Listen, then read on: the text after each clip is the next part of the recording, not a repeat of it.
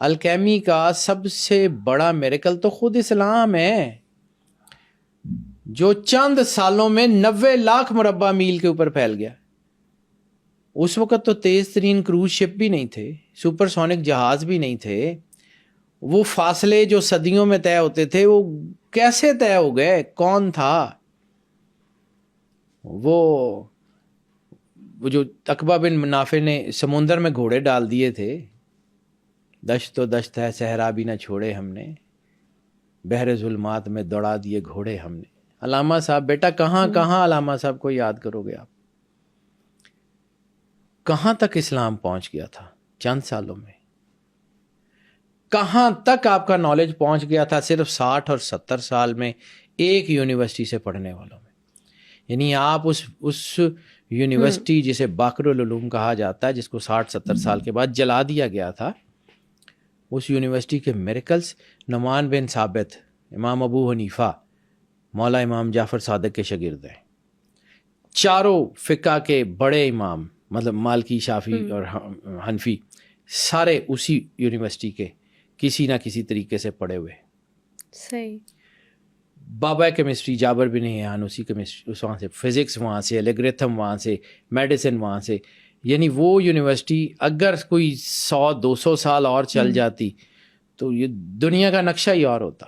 آپ نے نا ابھی یہاں پہ جابر بن حیان کا نام لیا، کہا جاتا ہے کہ انہوں نے بھی جو حضرت عیسیٰ علیہ السلام کے معجزات تھے، یعنی الکیمی کی پریکٹس کرنے کی کوشش کی تھی، انہوں نے بھی ایک مٹی کا پرندہ بنایا تھا۔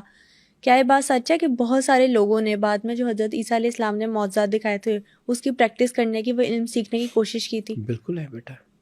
جابر بن حیان شاگرد کس کا ہے؟ مولا امام جعفر صادق علیہ السلام کا، باقر العلوم میں پڑھتا رہا ہے، یہ ساری چیزیں۔ اور ایک بہت وہاں پہ ان کے نا کچھ ڈاکومنٹس ہیں، وہ پڑھنے والے ہیں بیٹا۔ اب یہاں پہ ٹائم نہیں ہے کہ میں اس کو، موت کی ڈیفینیشن جو مولا امام جعفر صادق نے جابر بن حیان کو بتائی ہے نا، موت ہے کیا اور زندگی کیا ہے، اس کی ڈیفینیشن جابر بن حیان کی چیزوں میں لکھی ہوئی ہے، کبھی پڑھ لیجئے گا۔ وہ کمال کی ہے، اس سے زیادہ کمال کی چیز اور کچھ نہیں ہو سکتی۔ یعنی تھوڑا سا ایک جسٹ دے کے آگے بڑھ جاتا ہوں، زیادہ ٹائم نہیں ہے اس کو۔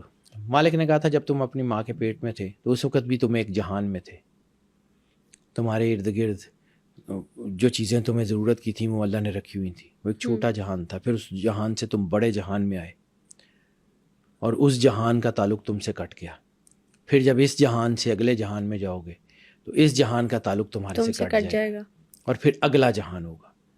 یہ ڈیفینیشن، اس کو میں پورا جو ہے نا اس کو اگر میں پورے جملوں کے ساتھ نہ بیان کروں تو اس کے وہ حسن نہیں رہے گا، لیکن اس وقت وہ ٹائم نہیں ہے کہ اس کو میں اسی طرح بیان کروں، اس لیے بالکل کٹ شارٹ کر کے آگے جا رہا ہوں۔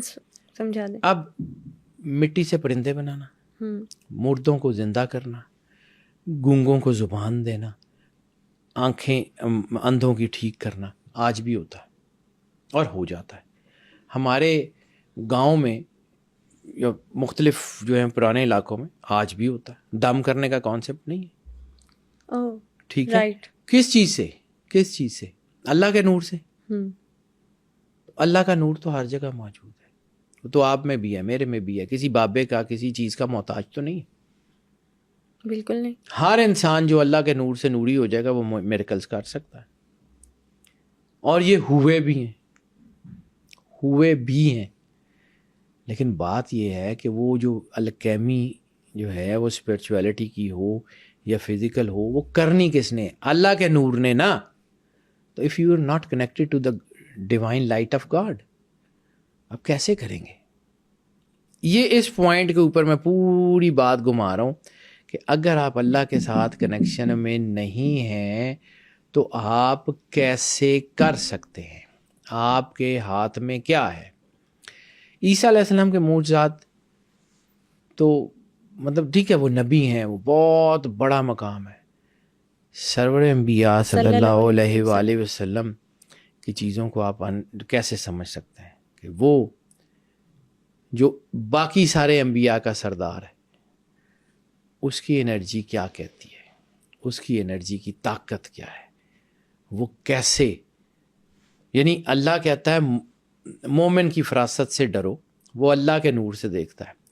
تو اگر مومن کا یہ مقام ہے تو امیر المومنین کا مقام کیا ہے؟ اور اگر امیر المومنین کا یہ مقام ہے تو جس کی وجہ سے امیر المومنین ہے سرور انبیاء صلی اللہ علیہ وآلہ وسلم کا مقام کیا ہے؟ آپ کبھی سوچ سکتے ہیں؟ یہ آپ کی سوچ سے ماورا بات ہے. سوچ سے بالاتر ہے. یعنی وہ مومن جس کے دل میں اللہ کا نور اتر چکا ہے، اس کا مقام یہ ہے کہ مومن پہ ایک مقام وقت ایسا آتا ہے، حدیث ہے کہ اللہ اس کے ہاتھ بن جاتا ہے، اللہ اس کے پیر بن جاتا ہے.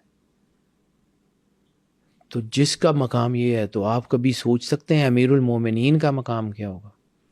اور امیر المومنین جس کے نور سے امیر المومنین بنتا ہے، جس سے وہ امیر المومنین بنے ہیں، مولا امیر کائنات جس کی وجہ سے، جو مولا نے فرمایا تھا انا عبد عبید کا یا رسول اللہ، میں تو آپ کے غلاموں کا بھی غلام ہوں، تو وہ سرور انبیاء صلی اللہ علیہ وآلہ وسلم کا مقام آپ سوچ سکتے ہیں کیا ہے؟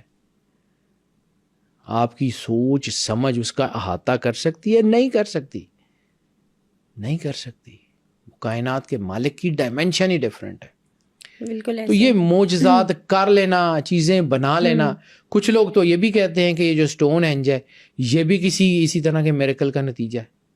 کچھ لوگ تو یہ بھی کہتے ہیں کہ یہ جو پیرامڈز ہیں یہ بھی اسی طرح کے میریکل کا نتیجہ ہے. اتنے بڑے بڑے پتھر تو اٹھائے بھی نہیں جا سکتے.